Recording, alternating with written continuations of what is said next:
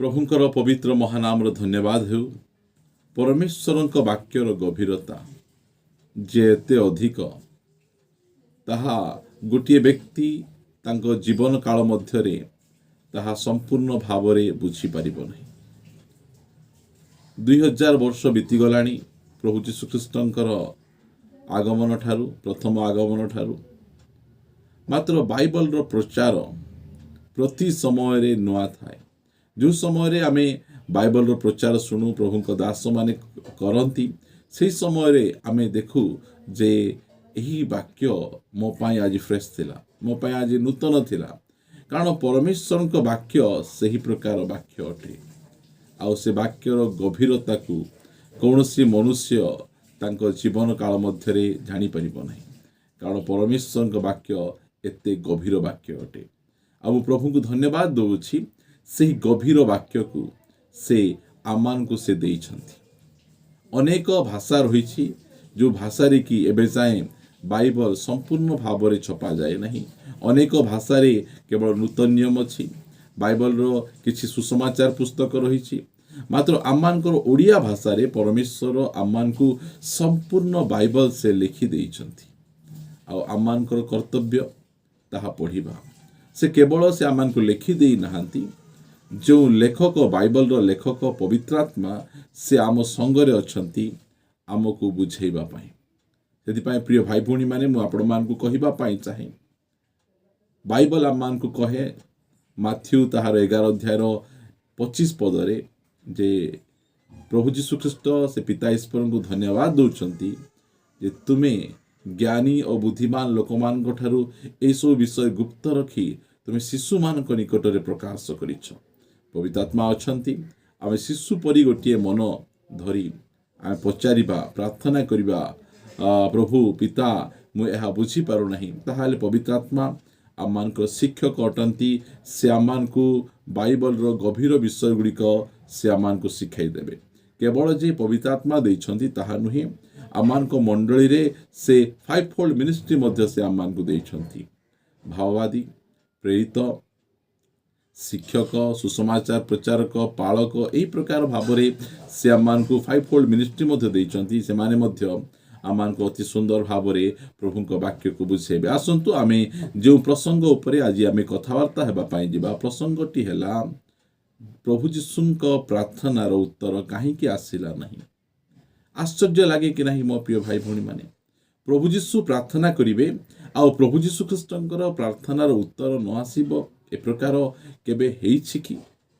मात्र बाइबल रे आमे देखि पारुछु जे प्रभु जीशु ख्रीष्ट प्रार्थना करिसंती आउ तांको प्रार्थनार उत्तर आसी नहीं। से विषय रे मु आपण मान को अल्प समय कहिबा पाई चाहे। कारण प्रभु जीशु ख्रीष्ट जो समय रे मध्य से प्रार्थना करुथिले अति शीघ्र से प्रार्थनार उत्तर आसुथिला।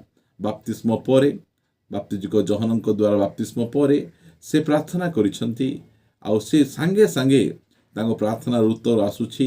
आकाश उन्मुक्त होउछि। पवित्र आत्मा कपत परि तांको ऊपर ओल्है आछंती। या द्वारा हम जानि पारुछु जे बाप्तिस्म परे से पवित्र आत्मांकर अभिषेक बा पवित्र आत्मांको बाप्तिस्म निमंते से प्रार्थना करुथिले। लाजारको कबूर सम्मुख रे ठिया से प्रार्थना करिसंती आउ सांगे सांगे शित्र मध्य उत्तर आसीछि। आपण प्रत्येक स्थान रे देखिबे प्रभु जीशु ख्रीष्ट प्रार्थना करिसंती आउ प्रत्येक प्रार्थनार उत्तर इमिडिएट आसीछि, तुरंत आसीछि। मात्र बाइबल रे प्रकार गोटे स्थान रे प्रभु जीशु ख्रीष्ट प्रार्थना करिसंती मात्र से प्रार्थनार उत्तर आसी नहीं। एथि पाई मु सेही प्रसंग सेही पैसेज को आपण मान को नै जिबा पाई चाहे जे काहे कि प्रभु जीशु ख्रीष्टंकर प्रार्थनार उत्तर आसीला नहीं। से विषय रे मु आपनक सहित अल्प समय कथा हेबा पाई चाहे। माथ्यू लिखित सुसमाचार 27 अध्याय माथ्यू लिखित सुसमाचार 27 अध्याय आमाने पढ़िबा 46 पद 27 अध्याय 46 पद। आ प्राय 3 घंटा समय रे यीशु उच्च स्वर डाकी कहिले एली एली लामा साबक्तानी, अर्थात हे मोहर ईश्वर तुम्हे मते काहेकि परित्याग कल। एली एली लामा साबक्तानी यार अर्थ होची हे मोहर ईश्वर तुम्हे मते काहेकि परित्याग कल। प्रभु जीशु ख्रीष्ट क्रूस उपरे से 7ଟି ବାଣୀ କହିଥିଲେ। ଆଉ 7ଟି ବାଣୀର ଗଭୀର ଅର୍ଥ ଗୁଡ଼ିକ ରହିଅଛି। ଆଉ ସେହି 7ଟି ବାଣୀ ମଧ୍ୟରୁ ଏହା ଗୋଟିଏ ବାଣୀ ଅଟେ, ଯେଉଁ ସ୍ଥାନରେ କି ପ୍ରଭୁ ଯୀଶୁଖ୍ରୀଷ୍ଟ ସେ ହେ ମୋହର ପିତା କହୁନାହାନ୍ତି, ମାତ୍ର ସେ କହୁଛନ୍ତି ହେ ମୋହର ଈଶ୍ୱର, ତୁମ୍ଭେ ମୋତେ କାହିଁକି ପରିତ୍ୟାଗ କଲ। କ୍ରୁଶ ଉପରେ ଏହା ଯୀଶୁଙ୍କର ଗୋଟିଏ ପ୍ରାର୍ଥନା, ଏହା ଯୀଶୁଙ୍କର ଗୋଟିଏ ପ୍ରଶ୍ନ। ସେ ପିତା କହୁନାହାନ୍ତି, ଈଶ୍ୱର କହୁଛନ୍ତି। ତାଙ୍କ ଜୀବଦ୍ଦଶା ମଧ୍ୟରେ କୌଣସି ସ୍ଥାନରେ ସେ ଈଶ୍ୱରଙ୍କୁ ଈଶ୍ୱର କହି ସେ ପିତା କହିଛନ୍ତି, ମାତ୍ର ଏହି ସ୍ତରରେ ସେ ଈଶ୍ୱର ବୋଲି ସେ କହୁଛନ୍ତି। ଅନେକ ଲୋକ କହନ୍ତି ଏହା ସେ କୌଣସି ପ୍ରକାର ପ୍ରାର୍ଥନା କରୁନଥିଲେ, ଏହା କେବଳ ସେ ଗୀତ ସଂଗୀତା 22 ଗୀତର ଏକ ପଦକୁ ସେ କୋଟ୍ କରୁଥିଲେ, ଏହା ଲୋକମାନେ କହନ୍ତି। ଏହା ଅନେକ ବାଇବଲ ବିଦ୍ୱାନମାନେ ମଧ୍ୟ କହନ୍ତି।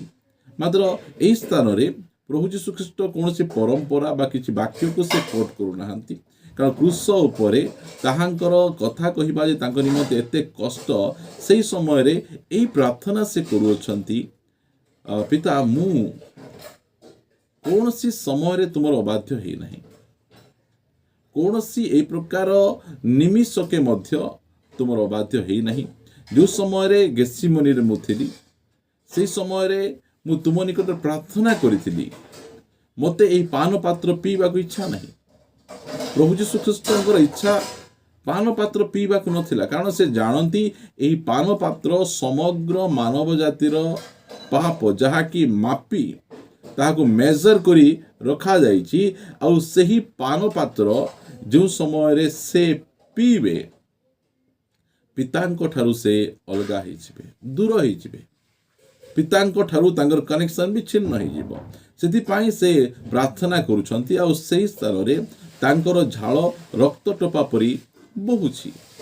ଆଉ ସେ ସେହି ସ୍ଥାନରେ ମଧ୍ୟ ତାଙ୍କର ଇଚ୍ଛା ନଥିଲା ସେ ପାନ ପାତ୍ର ପିଇବା ପାଇଁ, ମାତ୍ର ପିତାଙ୍କର ଇଚ୍ଛାରେ ସେ ପାନ ପାତ୍ର ସେ ପିଇଲେ। ଆଉ ସେହି ବିଷୟ ସେ କହୁଛନ୍ତି ଯେ ମୁଁ ତୁମ ଇଚ୍ଛାରେ ସେ ପାନ ପାତ୍ର ପିଇଲି, ମୋତେ ସେ ପାନ ପାତ୍ର ପିଇ ତୁମଠାରୁ ସମ୍ପର୍କକୁ ବିଚ୍ଛିନ୍ନ କରିବା ପାଇଁ ମୋର କୌଣସି ପ୍ରକାର ଇଚ୍ଛା ନାହିଁ, ମାତ୍ର ତୁମର ଇଚ୍ଛାକୁ ସାଧନ କରିବା ପାଇଁ ଯାଇ ମୁଁ ଏ ପାନ ପାତ୍ର ପିଇଛି। ଆଉ ତୁମେ ମୋତେ କାହିଁକି ପରିତ୍ୟାଗ କଲ। ପ୍ରିୟ ଭାଇ ଭଉଣୀ, ଏହା ଗୋଟେ ଗଭୀର ବିଷୟ ଅଟେ। ପିତାଙ୍କର ଇଚ୍ଛାକୁ ସାଧନ କରୁଛନ୍ତି ଆଉ ପାନ ପାତ୍ର ପିଉଛନ୍ତି, ସେହି ସମୟରେ ପିତା ତାଙ୍କୁ କ୍ରୁଶ ଉପରେ ତାଙ୍କୁ ପରିତ୍ୟାଗ କରୁଛନ୍ତି। ଏହା ଦ୍ୱାରା ଆମେ ଏତିକି ବିଷୟ ପ୍ରଭୁ ଆମମାନଙ୍କୁ ଏହିସବୁ ବାକ୍ୟ ଦ୍ୱାରା ଆମମାନଙ୍କୁ ସେ ଶିଖାଉଛନ୍ତି ଯେ ପାପର ଭୟାବହତା। ପ୍ରଭୁ ଯୀଶୁଖ୍ରୀଷ୍ଟ ତାଙ୍କର ଏକମାତ୍ର ପୁତ୍ର, ସବୁ ସମୟରେ ତାଙ୍କର ବାଧ୍ୟ ହୋଇଛନ୍ତି, କ୍ରୁଶୀୟ ମୃତ୍ୟୁ ପର୍ଯ୍ୟନ୍ତ ସେ ଆଜ୍ଞାବହ ହୋଇଛନ୍ତି। ମାତ୍ର ଯେଉଁ ସମୟରେ ସେ ସମଗ୍ର ମାନବ ଜାତିର ପାପକୁ ନିଜ ଉପରେ ସେ ନେଇଛନ୍ତି, ସେହି ସମୟରେ ପିତା ଈଶ୍ୱର ତାଙ୍କର ଏକମାତ୍ର ପୁତ୍ର ପ୍ରଭୁ ଯୀଶୁଖ୍ରୀଷ୍ଟଙ୍କୁ ସେ ପରିତ୍ୟାଗ କରୁଛନ୍ତି। ପାପର ଭୟାବହତା, ଆପଣ ଯେ କେହି ହୁଅନ୍ତୁ ନା କାହିଁକି, ଆପଣ ଯେତେ ପବିତ୍ର ଯେତେ ଧାର୍ମିକ ହୁଅନ୍ତୁ ନା କାହିଁକି, ଯଦି ଆପଣ ଶେଷ ମୁହୂର୍ତ୍ତରେ ହେଉ କି ଯେଉଁ ସମୟରେ ମଧ୍ୟ ପାପରେ ଜୀବନଯାପନ କରିବେ, ତାହେଲେ ପରମେଶ୍ୱର ଆପଣଙ୍କୁ ପରିତ୍ୟାଗ କରିବେ। କ୍ରୁଶ ଉପରେ ସେ ଆମକୁ ଏହା ଦେଖାଇବା ପାଇଁ ଚାହୁଁଛନ୍ତି ପାପକୁ ସେ କେତେ ଘୃଣା କରନ୍ତି। ତାଙ୍କର ଏକମାତ୍ର ପୁତ୍ର ପ୍ରଭୁ ଯୀଶୁଖ୍ରୀଷ୍ଟ ଯେଉଁ ସମୟରେ ସମଗ୍ର ମାନବ ଜାତିର ପାପକୁ ନିଜ ଉପରେ ଧାରଣ କରୁଛନ୍ତି, ସେ ତାହାଙ୍କ ଠାରୁ ମୁଖ ଲୁଚାଉଛନ୍ତି, ତାହାଙ୍କ ଠାରୁ ଅଲଗା ହେଇଯାଉଛନ୍ତି। ପ୍ରିୟ ଭାଇ ଭଉଣୀମାନେ, ଆଉ ସେ କ୍ରୁଶ ଉପରେ ଆମକୁ ଏହା ଦେଖାଉଛନ୍ତି ସେ ଆମମାନଙ୍କୁ କେତେ ପ୍ରେମ କରୁଛନ୍ତି। ଏହି କଥା ସେ ଆମମାନଙ୍କୁ ଦେଖାଉଛନ୍ତି, ଆମମାନଙ୍କୁ ସେ କେତେ ପ୍ରେମ କରୁଛନ୍ତି, ସମଗ୍ର ମାନବ ଜାତିକୁ ସେ କେତେ ପ୍ରେମ କରୁଅଛନ୍ତି, କ୍ରୁଶ ଉପରେ ସେ ତାହା ଦେଖାଉଅଛନ୍ତି। ଆଉ ସେ ପାପକୁ କେତେ ଘୃଣା କରୁଛନ୍ତି ତାହା ଆମମାନଙ୍କୁ ଦେଖାଉଛନ୍ତି। ପ୍ରଭୁ ଯୀଶୁଖ୍ରୀଷ୍ଟ ପ୍ରତ୍ୟେକ ସମୟରେ ପିତା ଈଶ୍ୱରଙ୍କର ସେ ବାଧ୍ୟ ହେଇଥିଲେ, ମାତ୍ର ଯେଉଁ ସମୟରେ ସେ ସମଗ୍ର ମାନବ ଜାତିର ପାପକୁ ସେ ନେଉଛନ୍ତି, ତାଙ୍କୁ ସେ ପରିତ୍ୟାଗ କରୁଛନ୍ତି। आमने जे प्रकार परित्यक्त न हेबा एथि निमंते प्रभु यीशु ख्रीष्ट आम निमंते परित्यक्त हेले आउ एब्री ताहार 2 अध्याय 9 पद लिखागला जे से समस्त निमंते से मृत्यु को से आस्वादन करिसंती से कष्ट को से जंत्रणा को पितांको ठारू अलगा हेबार से कष्ट जंत्रणा को से आत्मिक मृत्यु को से आस्वादन करिसंती प्रिय माने आपण जे केही होंतु ना कहीं आपण जदि पापरे जीवन यापन करिवे ताहाले पिता आपणकर प्रार्थना शुणिबे नहीं एही कथा क्रूस पर प्रभु यीशु ख्रीष्ट से आम समस्त को यही संदेश दौरान ख्रीष्टर प्रिय भाई भौणी माने आमे पाप को घृणा करिबा आमर परमेश्वर पवित्र परमेश्वर आमर प्रभु यीशु ख्रीष्ट पवित्र प्रभु यीशु ख्रीष्ट आमर आत्मा पवित्र आत्मा अटंती आमे अपवित्र कि प्रकार हेबा आमे पापरे आमे कि प्रकार भाबे आमे जीवन यापन करि परिबा आमे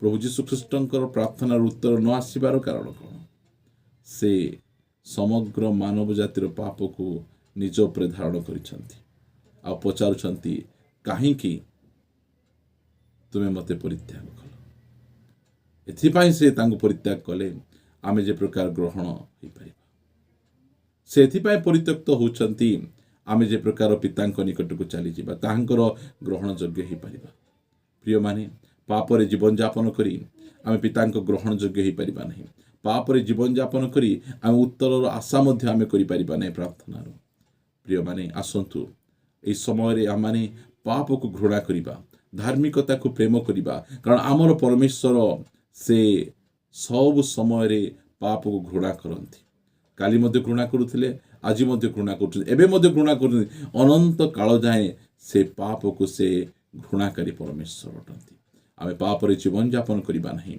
आमे पवित्रता रे जीवन यापन करिबा आसंतु पदे प्रार्थना करिबा स्वर्गीय बापा तुमको धन्यवाद दौछु तुम नाम प्रशंसा और गौरव करुछु आमान को पाप को घृणा करी धार्मिकता को प्रेम करिबा पाई दया करी सहाय्य कर जो माने पाप रे जीवन यापन करुछंती अनुग्रह कर से माने जे प्रकार सेठु बाहरी आसी पवित्रता रे जीवन यापन करि परिबे अनुग्रह प्रदान कर प्रार्थना प्रिय प्रभु यीशुଙ୍କ नाम रे मागुछु आमेन समस्त को प्रेज द लॉर्ड समस्त को प्रभु प्रचुर बाण रे आशीर्वाद